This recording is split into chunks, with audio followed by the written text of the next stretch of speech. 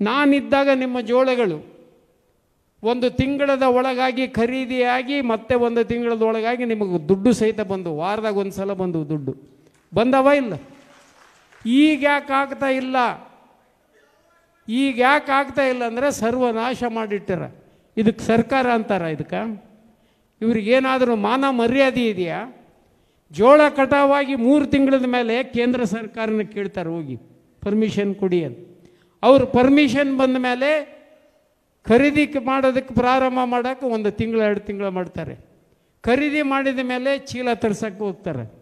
ಚೀಲ ತರಿಸಿದ ಮೇಲೆ ಗಾಡಿಗಳನ್ನು ಹುಡುಕ್ತಾರೆ. ಗಾಡಿ ತರಿಸಿದ ಮೇಲೆ ಗೋಡೌನ್ಗಳನ್ನು ಹುಡುಕ್ತಾರೆ. ಇವರಿಗೆ ಅಧಿಕಾರಿಗಳು ಇದಕ್ಕೆ ಸರ್ಕಾರ ಅಂತಾರ? ಇವತ್ತು ಎಂಥ ಪರಿಸ್ಥಿತಿಗೆ ತಂದಿಟ್ಟಿದ್ದಾರೆ ಅಂದರೆ, ಮೊದಲು ಬೆಳೆದ ರೈತರು 20 ಕ್ವಿಂಟಲ್ ತಗೊಂಡಾರ, ಹಿಂದಗಡೆ ಬಂದರು 15 ಕ್ವಿಂಟಲ್ ಆಗ್ಯಾವ. ಕೆಲವು ರೈತರಿಗೆ 10 ಕ್ವಿಂಟಲ್ ಕೊಡಬೇಕು. ಅವ್ರು ರೈತರಲ್ಲ. ಇವತ್ತು ಎಂಥ ಪರಿಸ್ಥಿತಿ ನಿಖಿಲಣ್ಣ, 5,000 ರೂಪಾಯಿ ಲಂಚ ಕೊಟ್ಟು ಆ ಗಾಡಿಗಳನ್ನು ಇಳಿಸಿ ಬರ್ತಕ್ಕಂಥ ಪರಿಸ್ಥಿತಿಗೆ ಬಂದು ನಿಂತೈತಿ. 5,000 ಕೊಟ್ಟರೆ ಗಾಡಿ ಇಳಿಸ್ತಾರೆ, ಅನ್ಲೋಡ್ ಆಗ್ತಾವೆ. ಇದರಿಂದ ಯಾರು ಜವಾಬ್ದಾರಿ? ಇದಕ್ಕೆ ಸರ್ಕಾರ ಅಂತಾರ? ಇದರ ಬಗ್ಗೆ ನಾನೇ ಖುದ್ದು ಹೋಗಿ ರಾಜ್ಯದ ಕೃಷಿ ಮಂತ್ರಿಗೆ ಭೇಟಿಯಾಗಿ ಬಂದೆ. ಪರಿಸ್ಥಿತಿ ಹಿಂಗೈತೆ ಅಂತ. ನನಗೇನು ಗೊತ್ತಿಲ್ಲ ಅಂತ. ಒಂದು ದಿನ ಇಲ್ಲಿ ಬಂದು ನೋಡಲಿಲ್ಲ, ಏನಾಯ್ತು ಅಂತ ಕೇಳಲಿಲ್ಲ.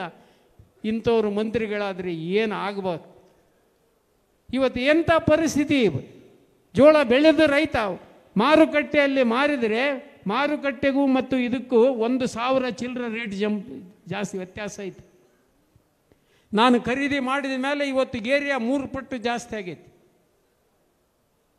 ರೈತ ತನ್ನ ಬದುಕನ್ನು ಕಟ್ಟಿಕೊಳ್ತಾನೆ. ಇವತ್ತು ಮತ್ತೆ ಈಗ ನೀರಾವರಿ, ನನಗೆ ಏನು ಹೇಳಬೇಕು, ಇವರಿಗೆ ಯಾವ ಭಾಷೆ ಬಳಸಬೇಕು ಗೊತ್ತಾಗ್ತಾ ಇಲ್ಲ. ಅಲ್ರಿ, ನೀರು ಹೊಡೆದು 10 ತಿಂಗಳಾಯ್ತು.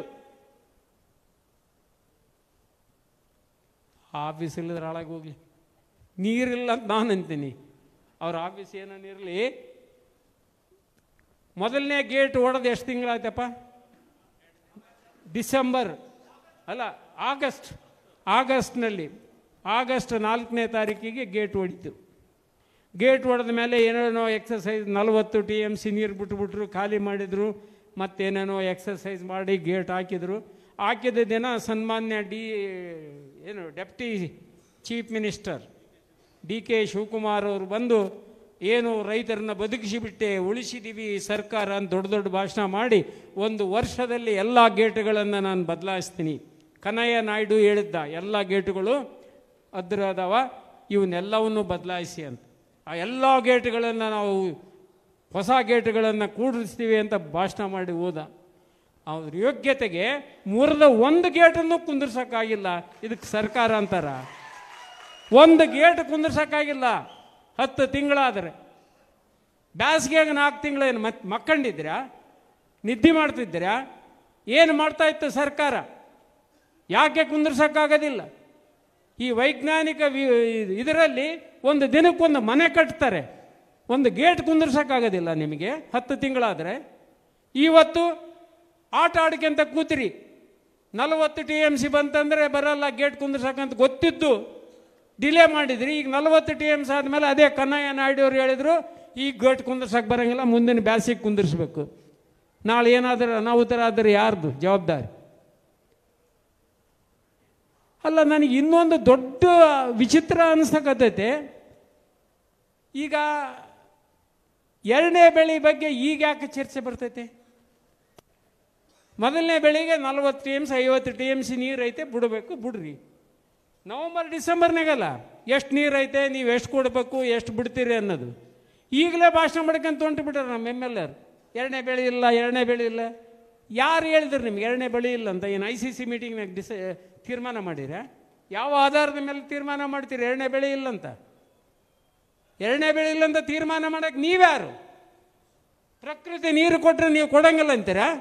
ಕೊಡಲಿಲ್ಲ ಅಂದ್ರೆ ನಿಮ್ಮನ್ನು ಬಿಡ್ತೀವ? ನೀರು ಹೆಂಗೆ ತರಬೇಕನ್ನೋದು ನನಗೆ ಗೊತ್ತೈತೆ, ತಂದ ತರ್ತೀನಿ. ಭಾಷಣ ಮಾಡಿದ್ರಲ್ಲ ನಾಡಗೌಡ, ಜೇಬ್ನಾಗದೆ 1 ನೀರು ಕೊಡಕ್ಕಂತ ಹೇಳ್ತಿರಲ್ಲಪ್ಪ, ನಿಮಗೆ ಕೊಟ್ಟನೇ ಇಲ್ಲ. ನೀರು ತಂದು ಕೊಟ್ಟನೇ ಇಲ್ಲ. ಅದ ಕುಮಾರಣ್ಣ ಹಿಡಿದು ನೀರು ಕೊಟ್ಟನೇ ಇಲ್ಲ. 6 10 TMC ಭದ್ರಾದ ನೀರು ತಂದು ನಿಮ್ಮ ಬೆಳೆ ಉಳಿಸಿವಿ. ಇದು ಕುಮಾರಣ್ಣನ ರೈತಪರ ಕಾಳಜಿ. ನೆನಪಿಟ್ಟುಕೊಳ್ಳಿ. ಇವತ್ತು ತರಕ್ಕಾಗುತ್ತೆ ನೀವ್ರಿಗೆ? ನೀರಿಲ್ಲ ಅಂತ 2ನೇ ಬೆಳೆಗೆ ಅದಕ್ಕಿಲ್ಲ. ಇವತ್ತು ನಿನ್ನೆ ಒಂದು ಮೀಟಿಂಗ್ ಕರೆದಾರೆ, ಇವತ್ತು ಮೀಟಿಂಗ್ ಇತ್ತು ಮುಂಜಾನೆ. ಎದಕ್ಕೆ ಕರೆದಾರ ನನಗೆ ಗೊತ್ತಿಲ್ಲ. 45 TMC ನೀರಿದ್ದಾಗ ನೀರು ಬಿಡಬೇಕು, ಅದನ್ನ ಬಿಡಂಗಿಲ್ಲಂತೀರಿ ಏನೀಗ ನೀವು? ಇವತ್ತು ಎದಕ್ಕೆ ಕರೆದ್ರಿ ಮೀಟಿಂಗು? ನವಂಬರ್ ಡಿಸೆಂಬರ್ನಾಗ ಕರಿಬೇಕಪ್ಪ. ಅವತ್ತೇನೋ ನೀರು ಕಮ್ಮಿ ಅದಾವಪ್ಪ, ಹೆಂಗೆ ಮಾಡಮ್ಮ ಏನು ಮಾಡಮ್ಮ ಅಂತ ಕೇಳ್ಬೋದು. ಇವತ್ತು 45 TMC ಇದ್ರೆ ನೀವೇನು ಬ್ಯಾಡ್ರಿ ಬಿಡಬೇಡ್ರಿ ಮುಂದಿನ ಬೆಳೆಗೆ ಬಿಡ್ರಿ ಅಂತ ಹೇಳ್ಬೇದ್ರಿ? ಯಾರು ಹೋಗಿದ್ರಿ? ಹೋಗಿದ್ದೀರಿ ಮತ್ತು ಏನು ಹೇಳ್ಯಾರ ಏನು? ಅಲ್ಲ, ಇದು ಎಂಥ ವಿಚಿತ್ರ ಅಂದರೆ ಹೊಸವು ಇವು. 40-30 TMCದಾಗ ನೀರು ಬಿಟ್ಟಿವಿ, ಇವತ್ತು 50 TMCದಾಗ ಏನು ಮಾತಾಡೋದು? ನೀರು ಬಿಡಬೇಕಲ್ಲ. ಅದನ್ನು ಬಿಟ್ಟು ಈ ಥರ ರೈತರ ಜೀವನದ ಜೊತೆಗೆ ಚೆಲ್ಲಾಟ ಆಡೋದು ಸರಿಯಲ್ಲ.